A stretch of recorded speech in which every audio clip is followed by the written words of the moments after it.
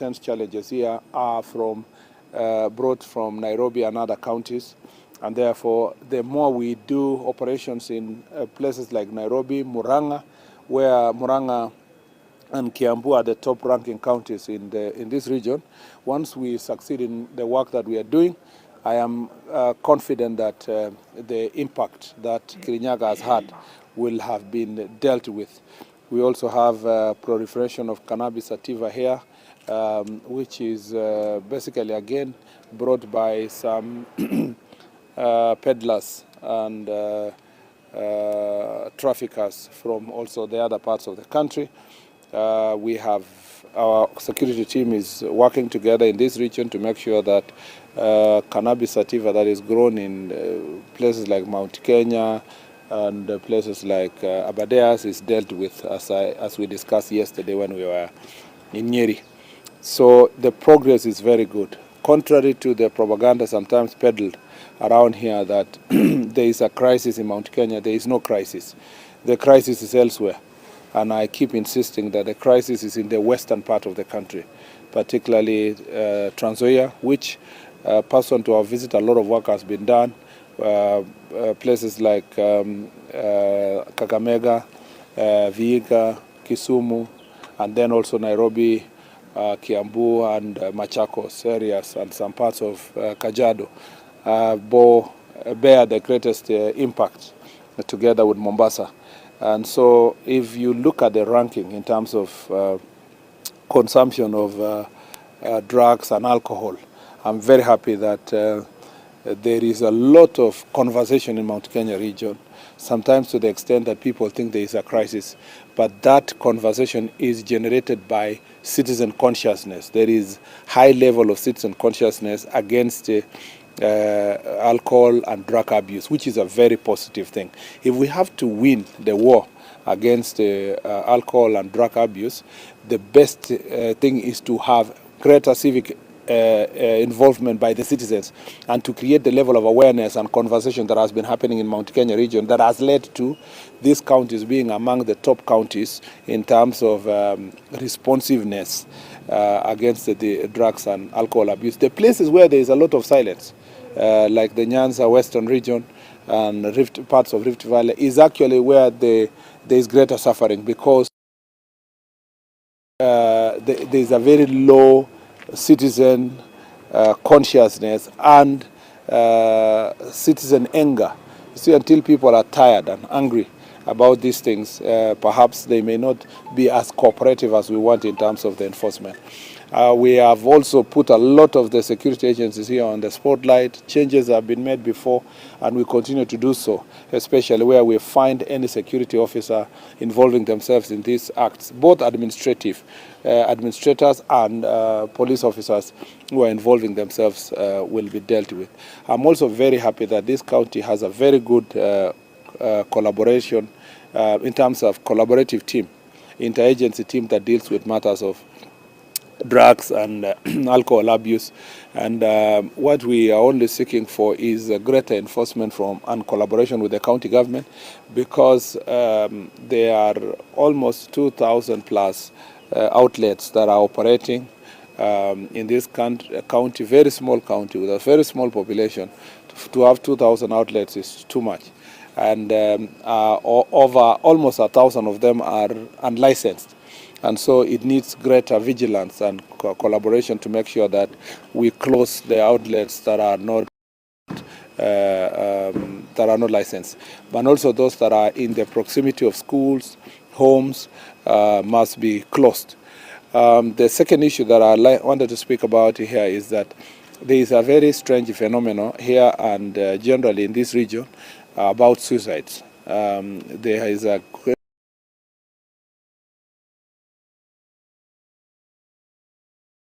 there's a higher number of people who are committing suicide, and the reasons are varying from family issues, from withdrawal from drug and alcohol abuse. And I think that I will be speaking to National Crime Research Center, which is a department within our ministry. We need to facilitate them to do some research to tell us exactly what are the real causes of this kind of suicides that we see in this region generally. Yesterday in Nyeri, that was a subject of a lot of discussion. Here again, we still get 5, 8 people dying every month in one county as a result of suicide. If you combine that in all the 5 counties, that is a very huge number of people we are losing.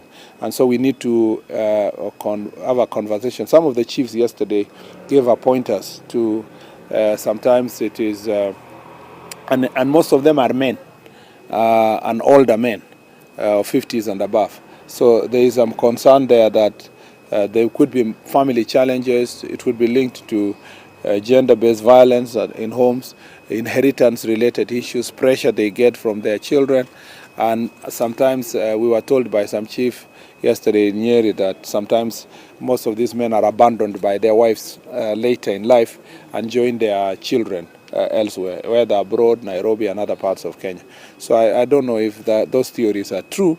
It's important that we engage properly research people to be able to deal with this issue. Other than that, I will be speaking to the chiefs and the assistant chiefs to also make sure that there is greater awareness on these issues.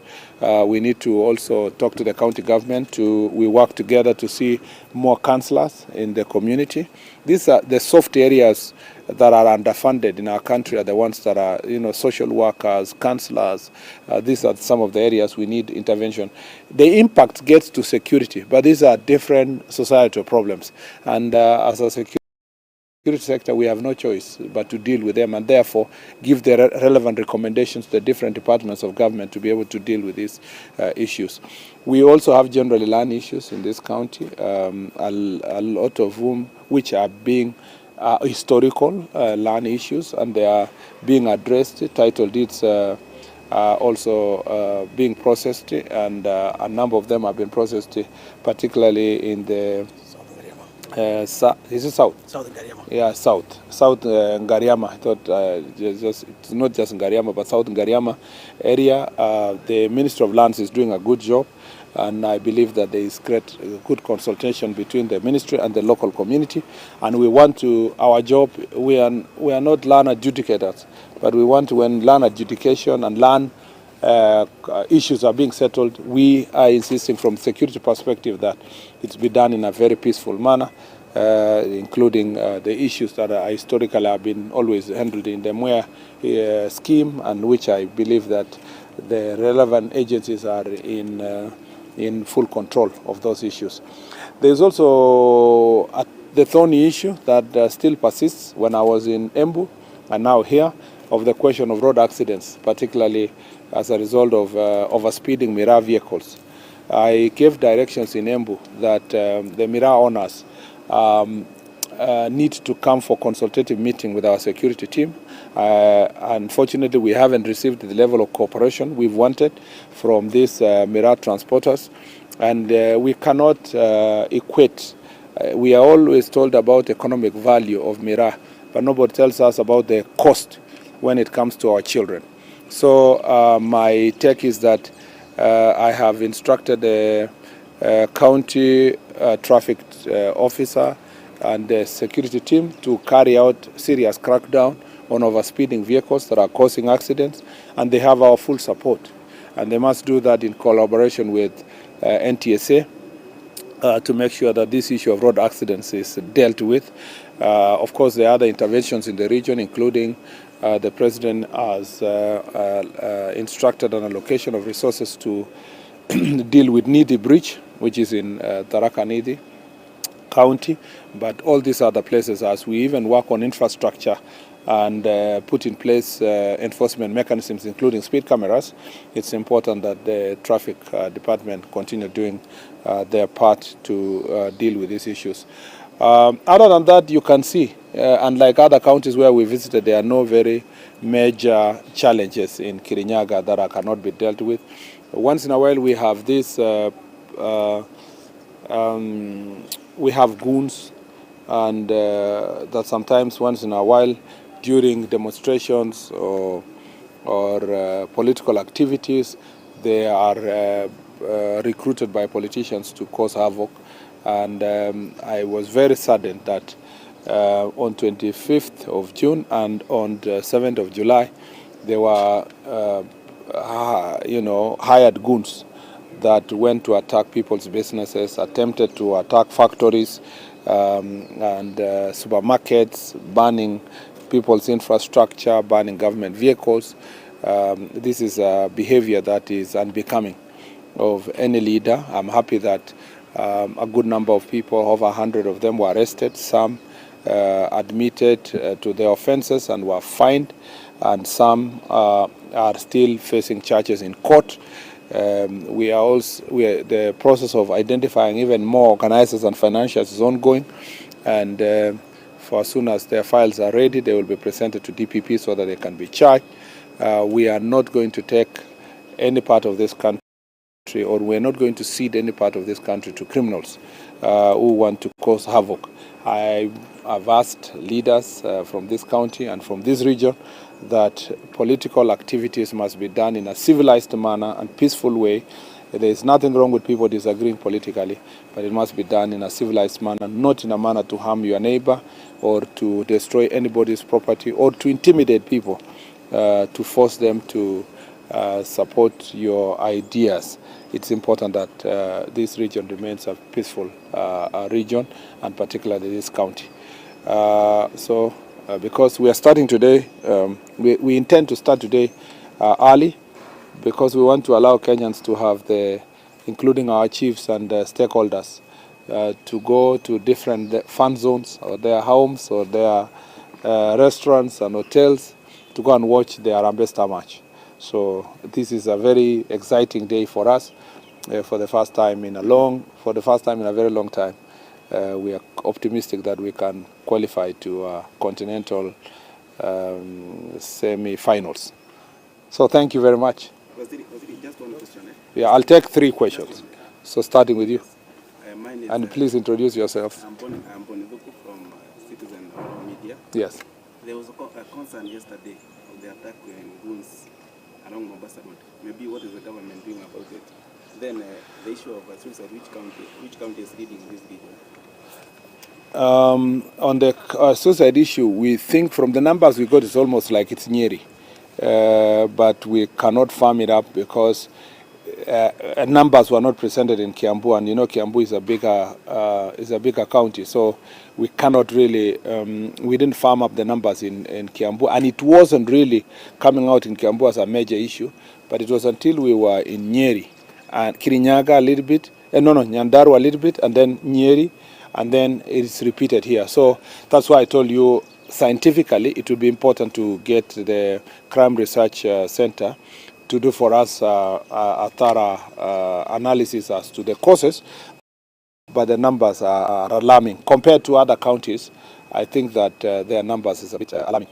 I have said, and I think I'll repeat this to this morning, that we do not condone any kind of violence by anybody, and we request political leaders to cooperate with police officers in all the investigations related to violence. We want everybody to carry out their political activities in a peaceful environment, and we don't want violence. I know that when I said 3 days ago that we were requesting members of political party that wanted to hold a political activity yesterday, when I said that they need to notify the police, I heard one of their leaders, former senator, saying that they have no obligation to notify the police and that they don't need the police to hold their meeting. So unfortunately, as a result of the absence of that notification yesterday, the police were not aware about what was going to happen, which route, what place. I wish they had heeded to my advice.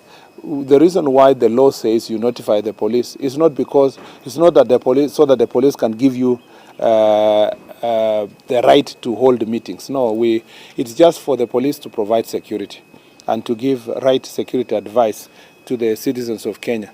Had we sat down and cooperated with the police officers, I don't think the situation would have happened yesterday in the manner in which it did, because the police would have taken prior notice of what's happening, provided clear the routes, and provide also advice.